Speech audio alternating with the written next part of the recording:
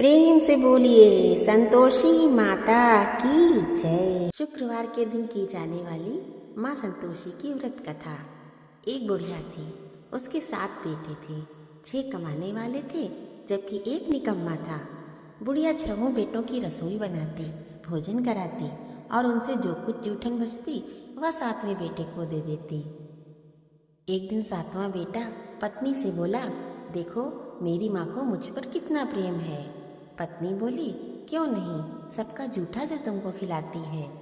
वह बोला, ऐसा नहीं हो सकता है, मैं जब तक आंखों से ना देख लूं मान नहीं सकता। उसकी पत्नी हंसकर बोली, देख लोगे तब तो मानोगे। कुछ दिन बाद त्योहार आया। घर में 7 प्रकार के भोजन और चूरमे के लड्डू बने। लड़का अपनी पत्नी की बात जांचने को सिर दुखने का बहाना कर पतला वस्त्र सिर पर ओढ़े रसोई घर में सो गया। वह कपड़े में से सब देखता रहा। 6 भाई भोजन करने आए। उसने देखा माँ ने उनके लिए सुंदर आसन बिछा, नाना प्रकार की रसोई परोसी और आग्रह करके उन्हें जिमाया। लड़का देखता रहा। 6 भाई भोजन करके उठे, तब माँ ने उनकी जूठी थालियों में से लड्डुओं के टुकड़े उठाकर एक लड्डू बनाया। जूठन साफ कर माँ ने उसे पुकारा, बेटा 6 भाई भोजन करके गए, अब तू ही बाकी है, उठ। वह कहने लगा, माँ मुझे भोजन नहीं करना, मैं अब परदेश जा रहा हूँ। माँ ने कहा, कल जाता हो तो आज ही चला जा। वह बोला, हाँ आज ही जा रहा हूँ। यह कहकर वह घर से निकल गया। चलते समय उसे पत्नी की याद आई। उसकी पत्नी गौशाला में कंडे थाप रही थी।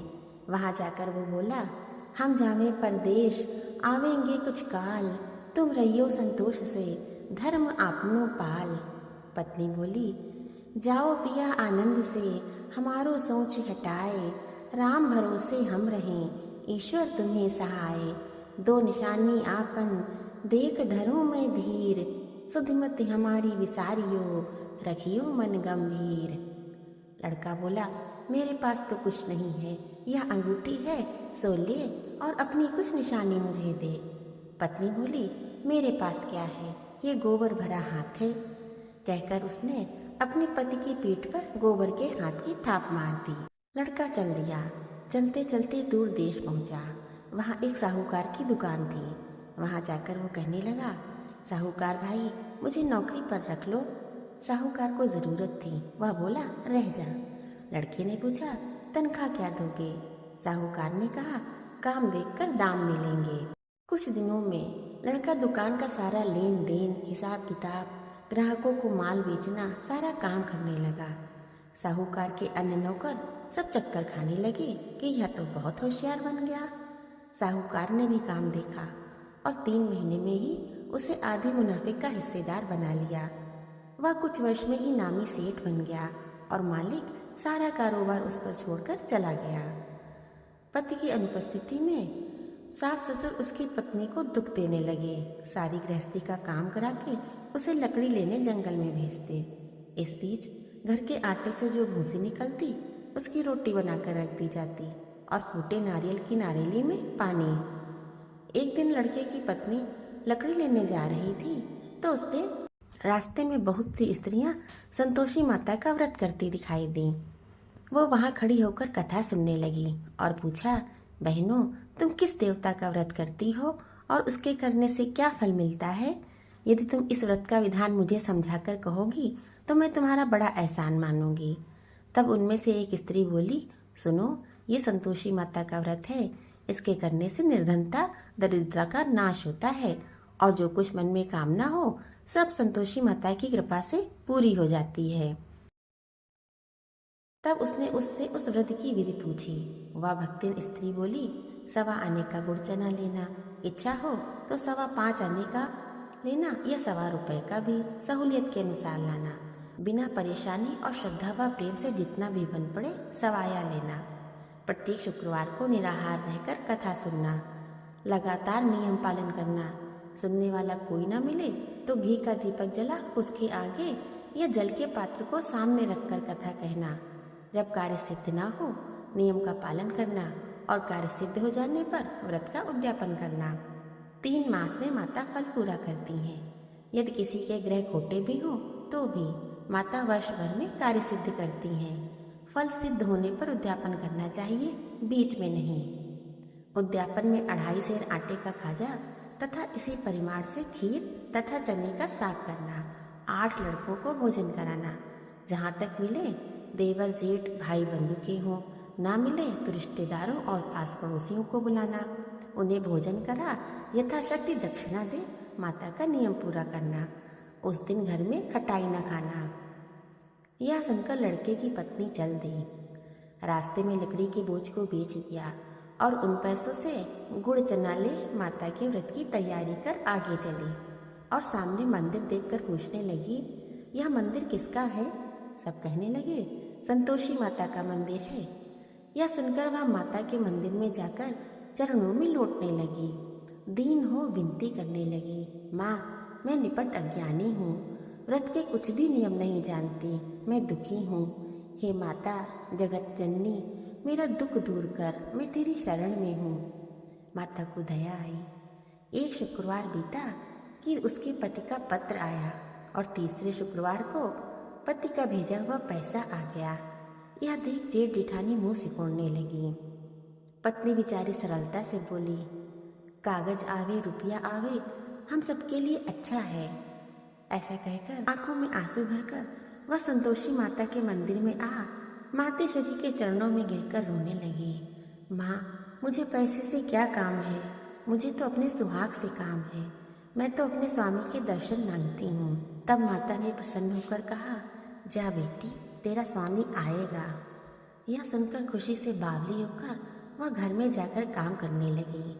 अब संतोषी माँ विचार करने लगी, इस भोली पुत्री को मैंने कह तो दिया है कि तेरा पति आएगा, लेकिन कैसे? वह तो इसे स्वप्न में भी याद नहीं करता। उसे याद दिलाने को मुझे ही जाना पड़ेगा। इस तरह माताजी उस बुढ़िया के बेटे के पास जाकर स्वप्न में प्रकट होकर कहने लगी, साहूकार के बेटे सो रहा है या जागता है? वह कहने लगा, माता सोता भी नहीं जागता भी नहीं हूँ, कहो क्या आज्ञा है? माँ कहने लगी, तेरे घर बार कुछ है कि नहीं? वह बोला, मेरे पास सब कुछ है, माँ बाप है, पत्नी है, क्या कमी है? संतोषी माता बोली, भोले पुत्र तेरी पत्नी घोर कष्ट उठा रही है, तेरे पापा उसे परेशानी दे रहे हैं, वह तेरे लिए तरस रही है, तो उसकी सुध ले।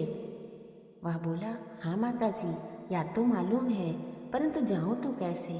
परदेश की बात है, लेन देन का कोई हिसाब नहीं, कोई जाने का रास्ता नहीं आता, कैसे चला जाऊं? माँ कहने लगी, सवेरे नहा धोकर संतोषी माता का नाम ले, घी का दीपक जला, दंडवत कर दुकान पर बैठ जा। देखते ही देखते सारा लेन देन चुक जाएगा, जमा माल बिक जाएगा, सांझ होते होते धन का भारी ढेर लग जाएगा। सुबह लड़का नहा धोकर संतोषी माता को दंडवत घी का दीपक जला दुकान पर जा बैठा। थोड़ी देर में रुपया देने वाले आने लगे, लेने वाले हिसाब लेने लगे। शाम तक धन का भारी ढेर लग गया। मन में माता का नाम ले चमत्कार देख प्रसन्न हो घर ले जाने के वास्ते गहना कपड़ा सामान खरीदने लगा। उधर उसकी पत्नी जंगल में लकड़ी लेने जाती, लौटते वक्त माता जी के मंदिर में विश्राम करती। वह तो उसके प्रतिदिन रुकने का जो स्थान ठहरा। धूल उड़ती देख वह माता से पूछती है, हे माता ये धूल कैसी उड़ रही है? माता कहती, पुत्री तेरा पति आ रहा है, अब तू ऐसा कर लकड़ियों के 3 बोझ बना ले, एक नदी के किनारे रख और दूसरा मेरे मंदिर और तीसरा अपने सिर पर। तेरे पति को लकड़ियों का गट्ठर देखकर मोह पैदा होगा, वो यहाँ रुकेगा, नाश्ता पानी खाकर माँ से मिलने जाएगा, तब तू लकड़ियों का बोझ उठाकर जाना और चौक में गट्ठर डालकर जोर से आवाज़ लगाना, लो सासू जी लकड़ियों का गट्ठर लो, भूसी की रोटी दो, नारियल के खेपड़े में पानी दो, आज मेहमान कौन आया है? माता जी से बहुत अच्छा कहकर वह प्रसन्न मन से लकड़ियों के 3 गट्ठर बनाई, एक नदी के किनारे पर, एक माता जी के मंदिर पर रखा। इतने में उसका पति आ पहुंचा। सूखी लकड़ी देख उसकी इच्छा हुई कि हम यहीं पर विश्राम करें और भोजन बना खा पी कर गाँव जाएं। इसी तरह रुककर उसने भोजन बनाया, विश्राम करके गांव को गया, सबसे प्रेम से मिला। उसी समय सिर पर लकड़ी का गट्ठर लिए उसकी पत्नी उतावली से आती है। लकड़ियों का भारी बोझ आंगन में डालकर जोर से 3 बार आवाज़ देती है, लो सासू जी, लकड़ियों का गट्ठर लो, भूसी की रोटी दो, आज कौन मेहमान आया है। यह सुनकर उसकी सास बाहर आकर अपने दिए हुए कष्टों को भुलाने हेतु कहती है, बहू ऐसा क्यों कहती है, तेरा पति ही तो आया है, आ बैठ, मीठा भात खा, भोजन कर, कपड़े गहने पहन। उसकी आवाज़ सुन उसका पति बाहर आता है। उसकी उंगली में अंगूठी देख व्याकुल हो जाता है। वह माँ से पूछता है, माँ यह कौन है।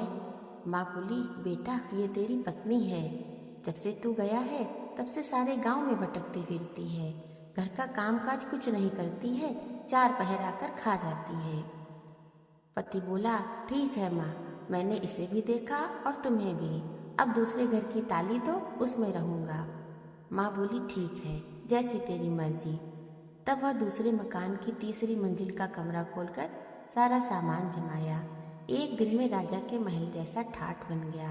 अब क्या था, बहुत सुख भोगने लगी। इतने में शुक्रवार आया। उसने पति से कहा, मुझे संतोषी माता के व्रत का उद्यापन करना है। पति बोला, खुशी से कर लो। वह उद्यापन की तैयारी करने लगी। जिठानी के लड़कों को भोजन के लिए कहने गई। उन्होंने मंजूर किया, परंतु पीछे से जिठानी ने अपने बच्चों को सिखाया, देखो भोजन के समय खटाई मांगना, जिससे उसका उद्यापन पूरा ना हो। लड़के जीमने आए, पेट भरकर खीर खाई, परंतु बाद में खाते ही कहने लगे, हमें खटाई दो, खीर खाना हमको नहीं भाता। वह कहने लगी, खटाई किसी को नहीं दी जाएगी, यह तो संतोषी माता का प्रसाद है। लड़के उठ खड़े हुए, बोले, पैसा लाओ। भोली पत्नी कुछ जानती भी नहीं थी, उसने उन्हें पैसे दे दिए। लड़के इसी समय हट करके इमली खटाई लेकर खाने लगे। यह देखकर पत्नी पर माताजी ने कोप किया। राजा के दूत उसके पति को पकड़ कर ले गए। जेठ जेठानी मनमाने वचन कहने लगे, लूट लूट कर धन इकट्ठा कर लाया है, अब सब मालूम पड़ जाएगा जब जेल की मार खाएगा।